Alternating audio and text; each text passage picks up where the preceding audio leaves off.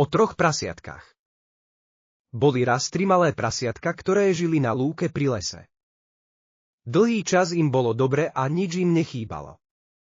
Až jedného dňa prišlo najmladšie prasiatko so zlou správou. Od múdrej sovy, ktorá vždy mala o všetkom prehľad, sa dozvedelo, že v okolí sa pohybuje vlk. Obdobie bezstarostného pokoja sa skončilo a prasiatka museli rýchlo vymyslieť, ako sa s tým vysporiadať. Najlepším riešením bude postaviť domček. Prasiatka sa však nezhodli na tvare domčeka a tak sa nakoniec dohodli, že si každé prasiatko jednoducho postaví svoj vlastný. A vo svojich domčekoch budú pred vlkom v bezpečí. Prvé prasiatko sa do toho pustilo hneď. Snažilo sa však, aby to bolo čo najjednoduchšie. V okamihu si postavilo slamený domček a hneď sa doň nasťahovalo.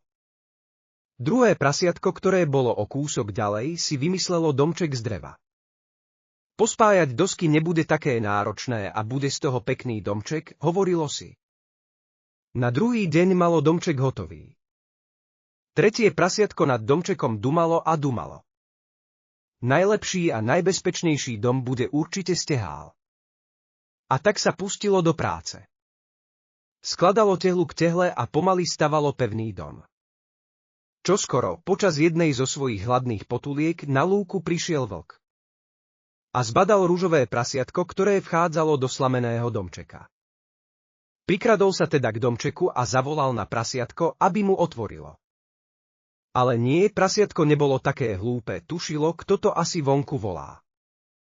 Vlk sa ešte chvíľu snažil, ale potom sa rozúril, nejzal vzduch do pľúc a z celej sily fúkol do domčeka. A rozfúkol ho. Vystrašené prasiatko vyskočilo spoza slamy a ponáhľalo sa o 106 k nedalekému domčeku druhého prasiatka.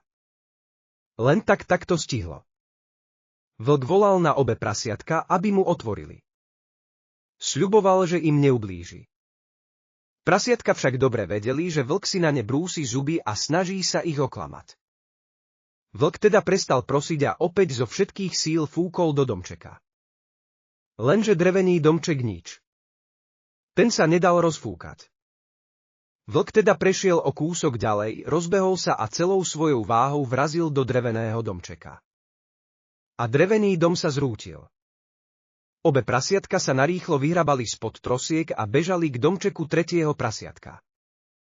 To práve pred chvíľou dokončilo stavbu svojho murovaného domčeka s krbom a komínom. Prenasledované prasiatka sa tam stihli dostať len o efús. Práve keď zabuchli dvere, zaškrabal na ne vlk. Pokúsil sa trikom vylákať 3 prasiatka von, ale ani teraz sladké reči nezabrali. Nadýchol sa teda a fúkol z plných pľúc. Domček sa ani nepohol. Išiel trochu ďalej, rozbehol sa a so všetkou silou vrazil do steny. Ale len si narazil ňufák a s domčekom to ani nepohlo.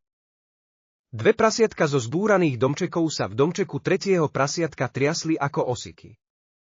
Ale tretie, najmladšie prasiatko ich upokojovalo, že vlk sa dovnútra nedostane. Domček je pevný a bezpečný.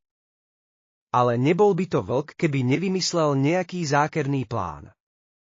Rozhodol sa, že sa vyškriabe po stene až na strechu a do domu vklzne cez komín. Keď sa škriabal na komín, tretie prasiatko pochopilo, čo má vlk za ľubom. Rozpálilo v krbe oheň a keď sa vlk pokúsil vklznúť dnu komínom, tak veľmi sa popálil, že stratil všetku chuť na prasiatka. Kňučal od bolesti a čo najrýchlejšie sa vydriapal preč. Na lúke, kde žili prasiatka, sa už nikdy neukázal.